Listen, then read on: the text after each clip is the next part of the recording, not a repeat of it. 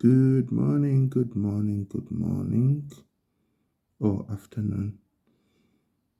Um, I figured that if I don't do this video now, I'll never do it.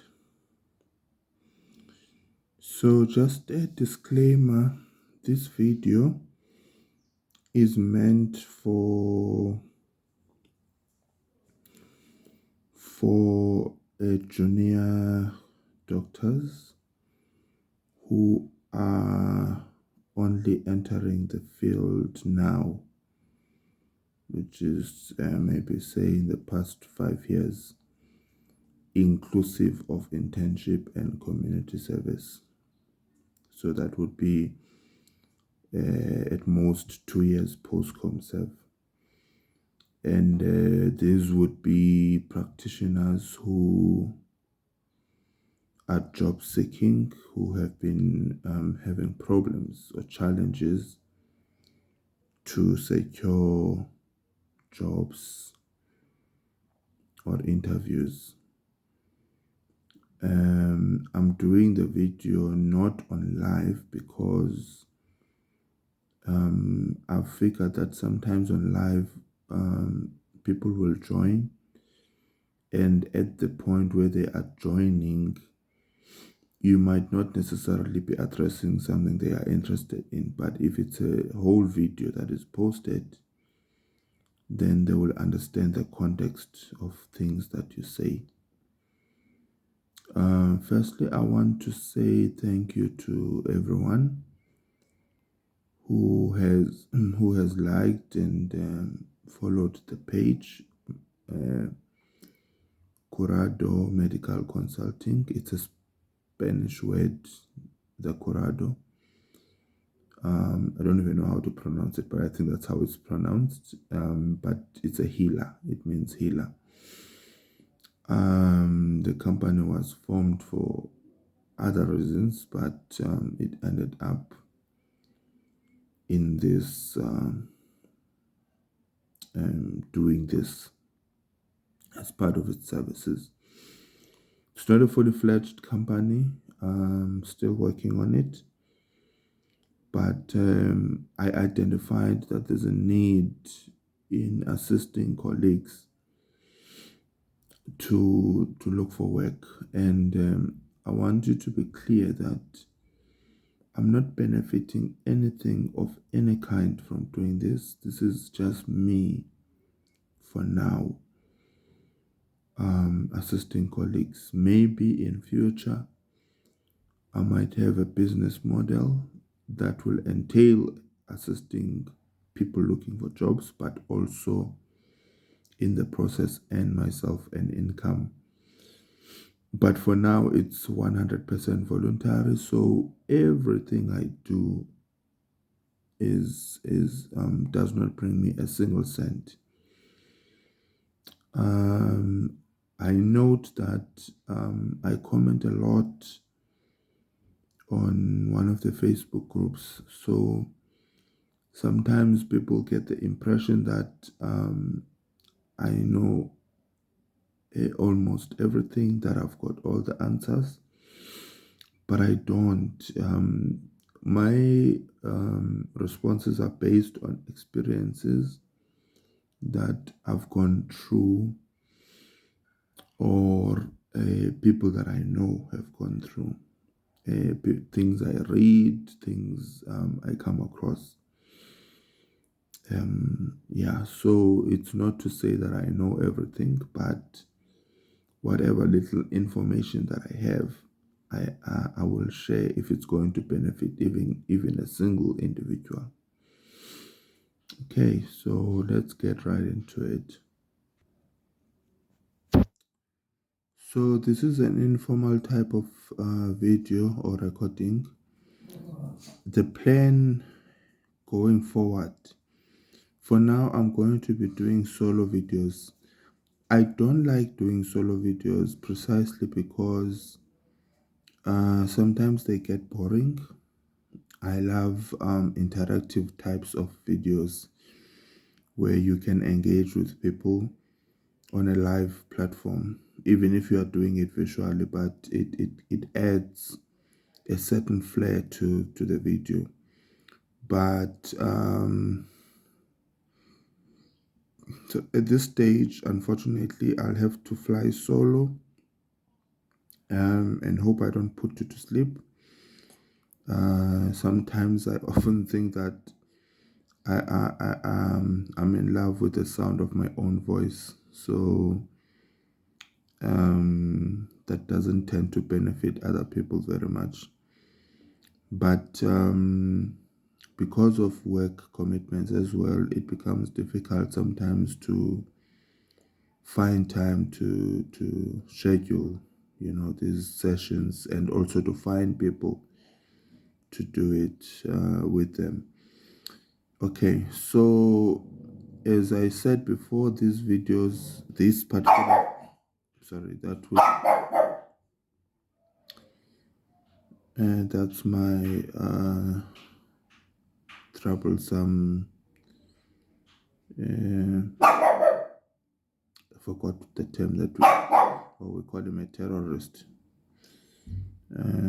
Yeah, tiny, but yeah, very problematic sometimes.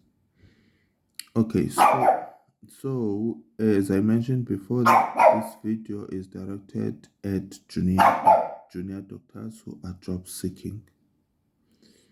Sorry, I just need to attend to this. He'll bark at anything passing by. Ironically, a few months back, 2 months back or something, we had a vagrant who climbed our wall and stole our laundry, which was on the line, the drying what line. He never even barked. We were just fortunate that the guy was picked up by the patrolling security guards. Otherwise, this one. Anyway, so guys, to start off, right, without making it longer than it's supposed to, when you qualify, right, you start doing your internship. I'm not going to talk much about internship and ComServe because a lot of things have changed since I was an intern. I think most of what I know now, things I've picked up from discussions by interns, the system of how they allocate interns to the relevant hospitals, and the application, and how many hospitals you have to choose, and what there's these codes they use, which I have no idea what they mean. Yes, it was the same with us. They would tell you can't choose more than a certain number in a metro area, and also you can't choose a set in one province. Then again, in community service, it was the same thing. You have to have a rural facilities, and also if you want urban facilities, but you can't have all urban facilities. So I do know that there have been slight changes, but it was never as bad as this, that they inform you maybe just a month before you are supposed to start internship. Then, so you start your 2 years internship, and that is a contract post, right? It's a contract post, which means that you should complete after 2 years. Obviously, because you're still partially in training, if you have not met the requirements as per the logbook, which does happen, you will end up repeating one of the rotations, or two rotations, or three rotations, depending on how you performed.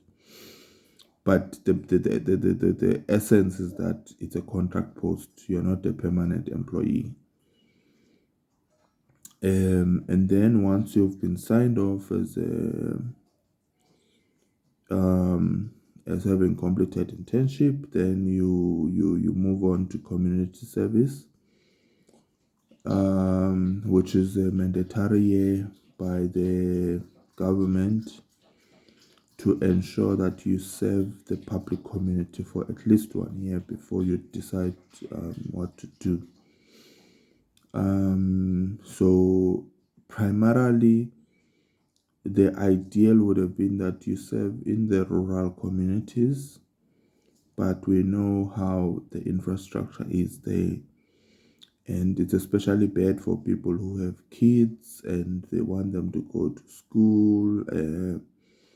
They need decent health facilities close by. Kids get sickly, so some people become reluctant to go to rural areas for those reasons. Most of graduates who are still young, they don't really mind, but it's only if maybe they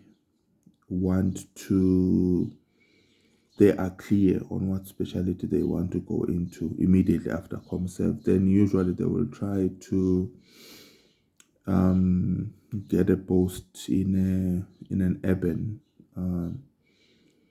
area, like a regional hospital or a tertiary hospital, which is very difficult to do because unless you speak with the medical manager beforehand, when you apply to a regional hospital or tertiary hospital, there's no guarantee that you're going to end up where you want to end up.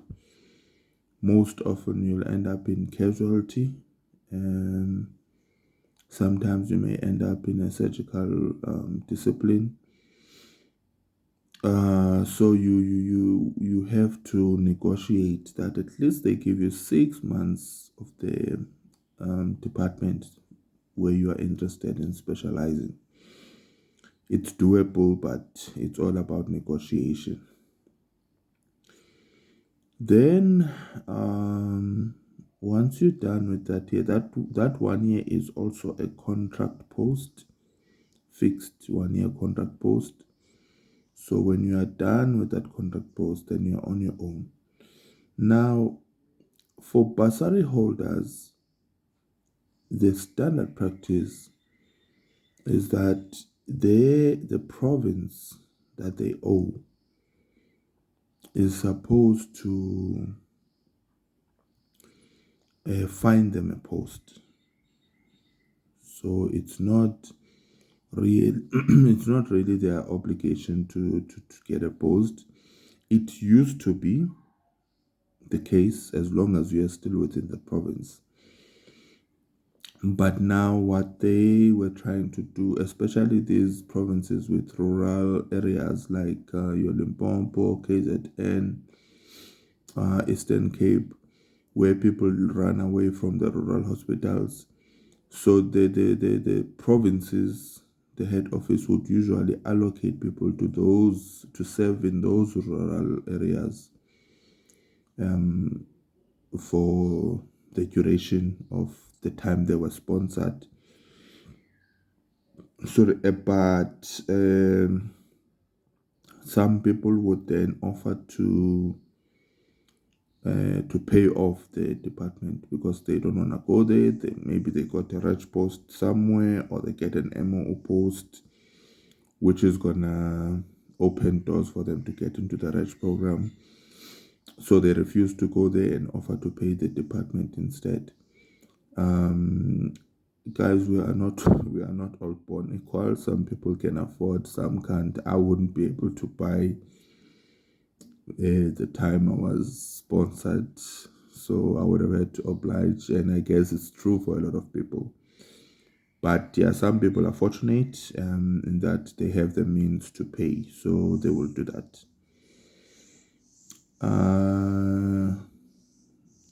Which is a debate for another day, because ordinarily these bursaries are meant for people who don't have means, but we found, not only now, it's happened a long time ago, that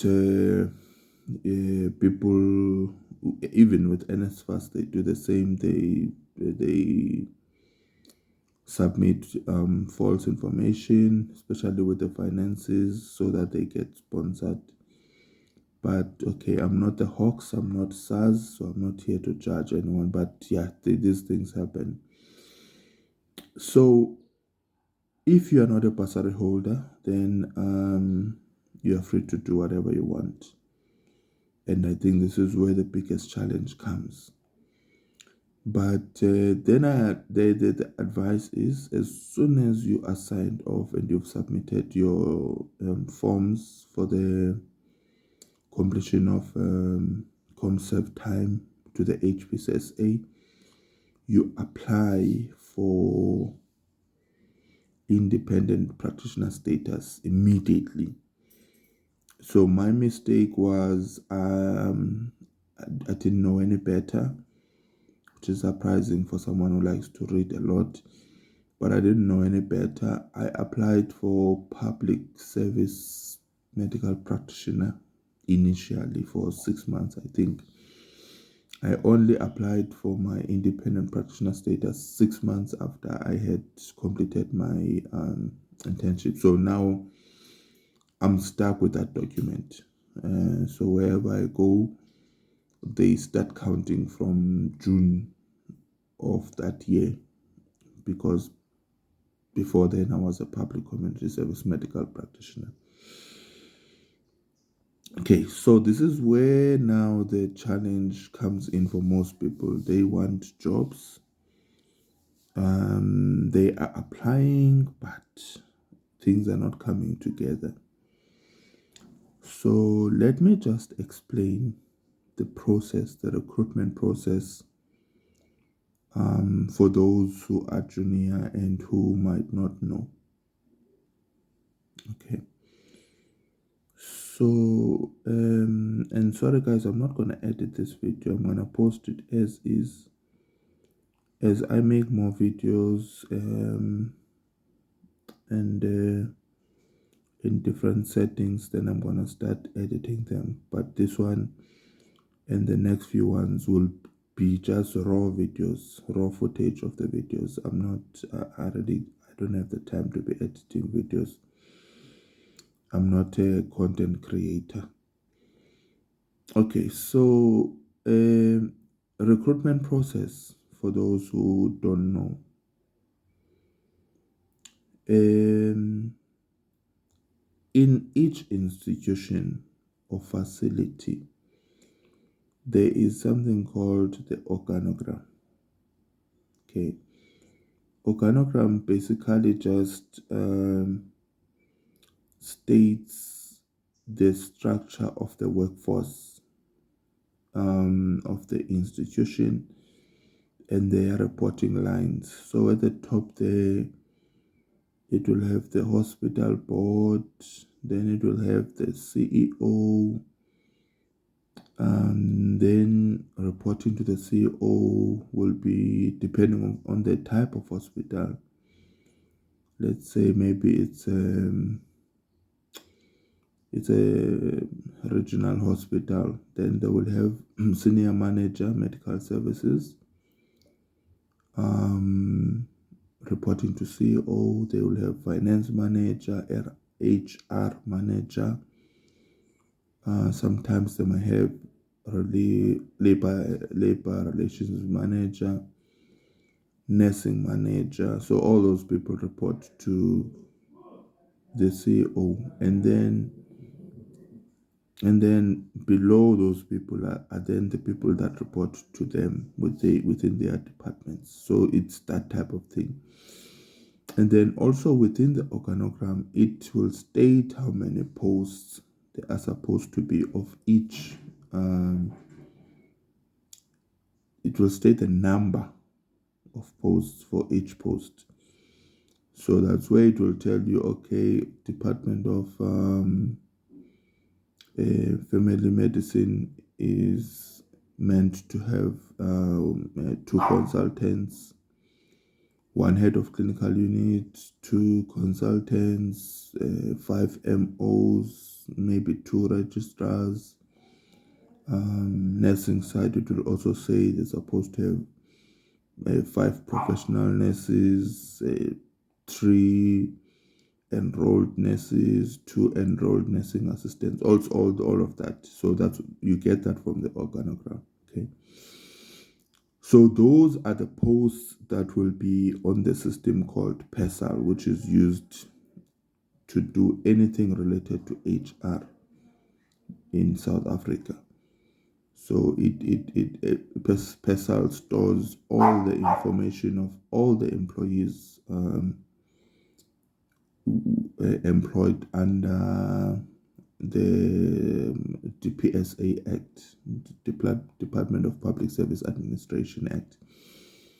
Because remember, there are people who are employed by the military, which is the defense force. There are people who are employed by the Department of Correctional Services. People who are employed by the state security agencies. Those people, they don't fall under PESAL. People employed by local government, the municipalities, they don't fall under PESAL. So PESAL is for people employed under the DPSA Act. Okay, so when you look at PESAL on the system for that facility, if you try and employ someone on a post that doesn't exist, it won't happen. So for a post to be created, it's a process. They have to identify a need for the post. Okay, they'll say, we have a shortage of doctors, we need 2 more doctors, MOs. So they have to write motivations, memos, they have to go through all the managers, finance manager, HR manager, CEO. Then it has to go to the province to be approved. Then only then can it be created on PESAL. So these are the nitty-gritties and the processes that you need to have an idea about. And I'm going to tell you why it's important to be aware of these things. Okay, so now let's say that your postcom serve, you're looking for a post. Okay, you see a post. So okay, the process is the department identifies there's a vacant post, okay, medical officer post. They then inform HR that they would like to fill that post. And then a job spec is created. Job spec is a job specification which details what exactly your role will be as that medical officer. It also has things called KPAs, which are your key performance areas that you will be measured against, because every year you have to do what is called performance something PMTS, but they review your performance. So your performance is reviewed against your key performance areas. You might do a lot of things, but not all of them are your KPAs. So the job spec specifies the KPAs and other things that you might do, and also specifies the job requirements and the competencies or skills that you need to possess to qualify for the job. Okay, so once that is done, then CEO approves, clinical manager approves, the post is then advertised. Okay, then 100 of us submit our CVs and Z83s. It used to be before that you had to submit all the documents, your ID copy, driver's license, which I never understood why they need that. But anyway, driver's license, your qualifications, certified copies, but that fell away. So you only submit Z83 and the CV. Now, this is where a lot of people get caught. They don't complete the Z83 as per the standards. Z83, before it was updated. They really didn't care much about it. They didn't scrutinize it. As long as you've completed the part which talks about the post reference number, and then you've signed at the bottom. They didn't really care about what was inside, to be quite honest. I've sat on panels before, so I do know. But now they scrutinize your Z83. So you'll find that before they even touch your CV, which has all these wonderful certifications and experience and is well written, they go to the CV, to the Z83 first. And if it's not up to standard, if there are things missing that you were supposed to complete, or you scratched things out and didn't complete them when you are supposed to fill them in, they take that Z83 and your CV and throw it aside. Remember, they are dealing with 100 applicants, so they will be very thorough with scrutinizing. It only happens, I'd say, based on experience, when they are recruiting for higher level posts like your managerial posts or scarce posts like audiologist, speech and therapist, where those are scarce skills. So they might have leniency there, and they might say, they might call you and say, look, your Z83 is missing this and this and this. Can you please rectify and send? So they do that if they are really in desperate need of a certain skill and there are not a lot of applicants. But when there are a lot of applicants, then they've got all the leeway to do those things and throw away people's CVs. So you need to ensure that your Z83 is completed. And then your CV must talk to the post. You can't be talking about how many laparoscopic surgeries you've done, how many lipomas you've removed. You saved one guy with a step heart, and that time you're applying for a post in dermatology or radiology. They don't care. They don't care. The experience they want is the experience related to the job you're applying for. The short courses that you've done, yes, you will list them, it's okay, but are they relevant to the post you're applying for? You talking about ATLS and ESMO and what, in that time you're applying for a post in psychiatry or anatomical pathology. They don't care.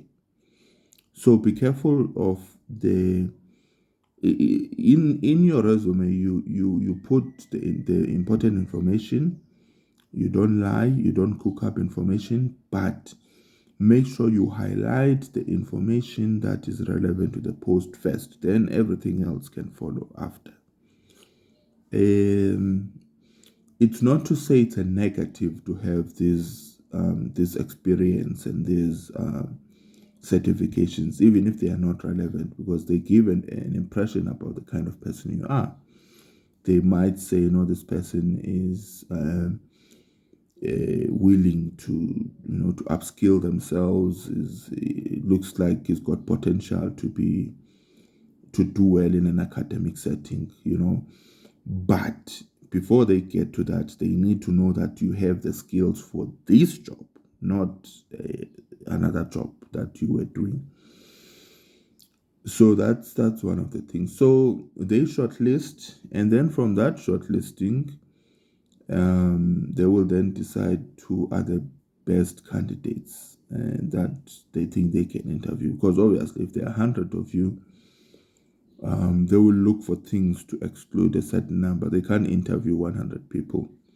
And I'm saying 100, I'm not exaggerating, I'm being very literal about it.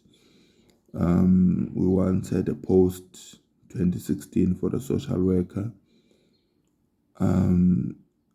The applications were upwards of 200. I can't remember how many there were.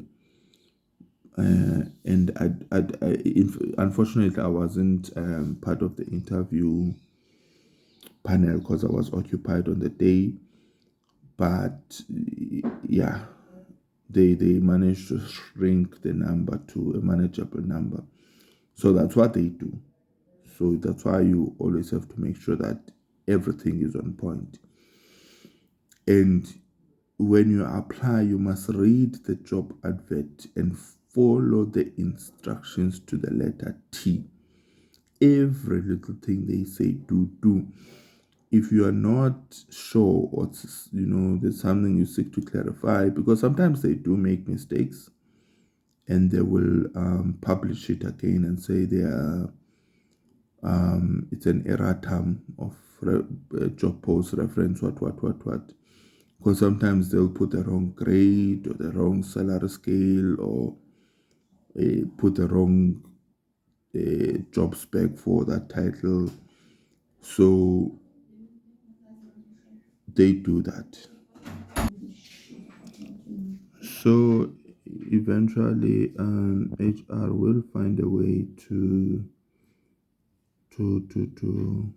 decrease that number to a manageable number, and then only after shortlisting. So shortlisting means we are checking have you submitted all the required documentation, which in this case will be Z83 and the CV. But remember now, this is only for public institutions or government facilities. But if you are applying to, let's say, a private company for medical advisory post, for pharmaceutical, what, it's a different ball game together. There's no Z83 there. They might have their own forms, and they will want the documents. So don't confuse the two. Public service Z83 CV, private institutions, they'll want whatever they will want. So hence I'm saying read the the job advert and the application instructions carefully. If you have a query or something you need to clarify, there's always a contact person there that you can call and clarify whatever you need to clarify. Okay, then you send your stuff in, and they shortlist, and then only then do they call the candidates that they would want for interviews. You might or might not be there. It's a numbers game. It's a draw of straws. So yeah, sometimes it's not because you let anything or you did anything wrong, but just wasn't your day, or it wasn't your job. Then for the interview, those who have not attended interview, you need to prepare. You can't just rock up there and think that you're just gonna spew stuff out. Um, you research about the institution that you are being interviewed at. If it's an institution within a particular province, you look at the province, their vision, their what is this now?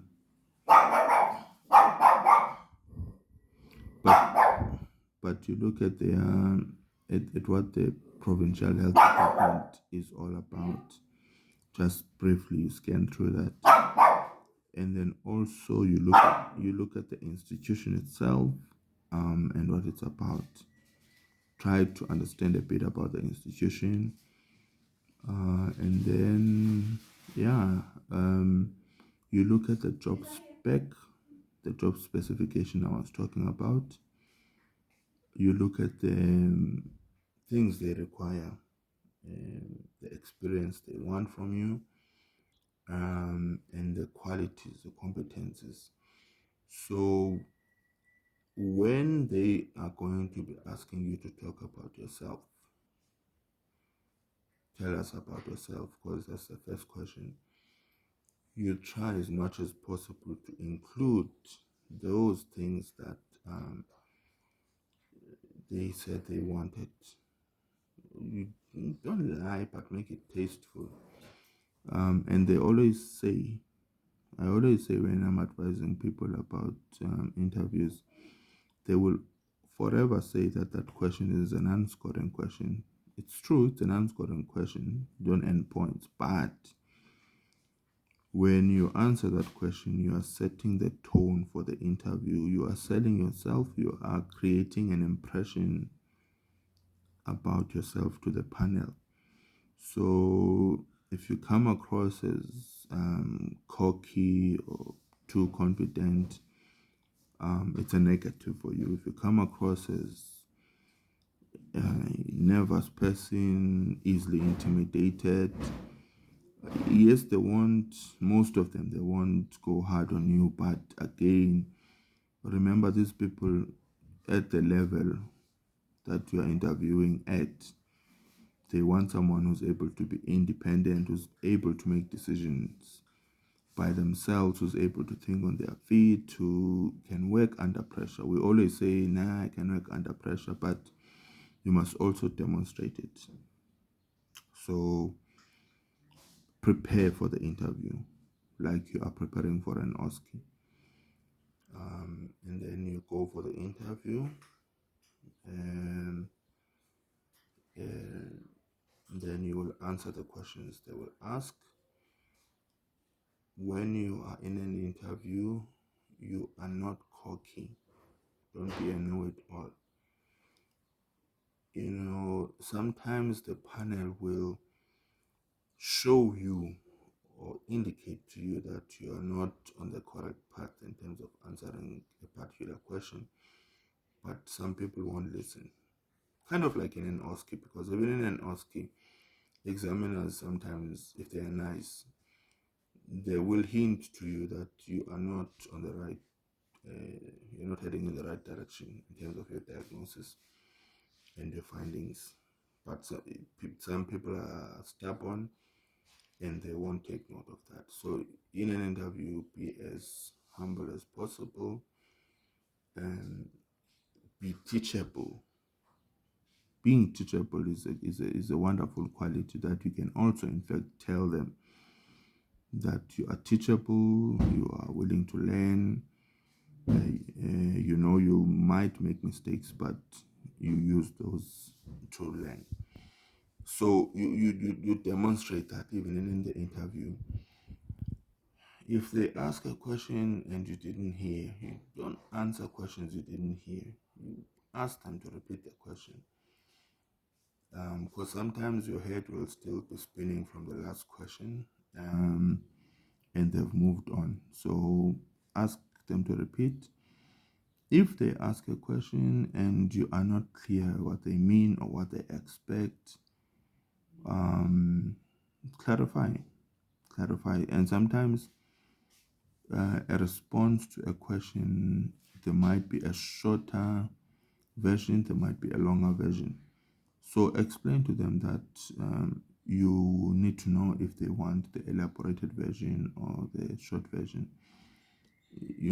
Converse with them as nervous as you would be, but converse with them. And then after the interview, they submit their score sheets to HR. So by that time already, the most likely candidate is known. But there are still HR processes to be done. They have to do reference checks, and in other places, they do criminal background checks, credit checks. They want detailed written stuff from your references. There will be that. And there's also the issue of quota system. In some places it still applies. I was telling someone yesterday that in my last job, I was told I was the top performing in the interview. Don't know, but I wasn't there. But get that, that's what they said. But despite that, they still needed to. So they had done their part. They scored us as the candidates and then submitted all of that to HR. Then HR was doing its own processes, and then now HR has to look at the demographics. Yes, I might have performed well in the interviews, but I'm a black male, so maybe they've got enough black males as per quota system, so now they need maybe a white female. So then I might lose because of that. So, in as much as people believe that the quota system only benefits black people, it's not actually true. There are places that apply it fairly well, including white, Indian, or colored races. So, yeah. So, on you may call, even if you have someone on the inside, they can tell you, no, you did okay, but they can never tell you that you'll be appointed because the HR staff is not done. So once they do their stuff, then they make their recommendation, and then that has to be signed by the CEO, what we call your offer of employment letter. So until you get the offer of employment letter, you don't do anything. You don't serve notice, you don't start cursing at your current boss, you don't, start jumping on tables, because tomorrow they can say, no, it was a mistake. You only act when you have the offer of employment given to you. That is your contract. So that's why even the hospitals, when you call and check, even if they know that it's you, but they won't tell you, like HR, when you are following up, even if they know it's you, they won't tell you because they need the offer of employment to be signed first. And then only then can they then say, no, you're a successful candidate. So I've said this to a couple of people before when they've gone for interviews. Maybe they were the sole candidates. And then they are told, no, you've got the job, but they're told verbally, there's no offer of employment. You need that letter because some of these people, they were then told, no, now, okay, so some got it, and then now they're being told, no, you can't start this month, you can only start, and they've already resigned from their workplace, and they are not going to be taken back. So at least when you have an offer of employment, legally you have a standing to fight and say these guys cost you a month's salary, so they are liable to pay. But if you have nothing, then yeah. I've been in that situation where I had no offer of employment, and then I went to start my work. Yeah, the story for another day. But I was sent back for some stupid reason, and I had no leg to stand on. Could have fought it, but I didn't have the energy in me. But I was later called a month later to start. So I'm saying that these things happen, but you have to be vigilant. And when you get your contract, read your contract, the terms of employment. We get excited, you just want to do a new job, but you need to read your contract. Okay. So yeah, so this is just part one about the recruitment process. I'll do at some stage part two, just to talk about tips on how to apply, where to look for jobs, and all of that. One thing I forgot to mention is that a post might exist in a particular institution, but you also always need to confirm that it's funded. This is applicable especially for people transferring from one institution to another. It happens that a post does exist on the organogram and on PESAL, but the post is frozen, there are no funds for it, and then you go and resign from your job or ask for transfer. You get there, they tell you there's no money for the post. So always confirm that the post you're applying for is funded. It has a budget and you will be paid. And when you start your new job, you submit all your documents and you check with HR every day, because some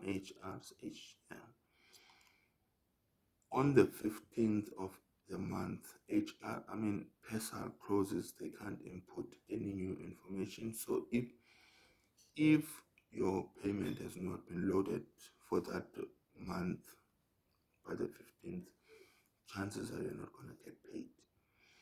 They do have another system they call Logis that they use to pay suppliers and other things. Sometimes they use that system to pay you, but it has to come from them, because if you try and act smart with HR, unfortunately, they will sabotage you. But those are politics that we will discuss in due time. But for now, I think that would be enough. Thank you.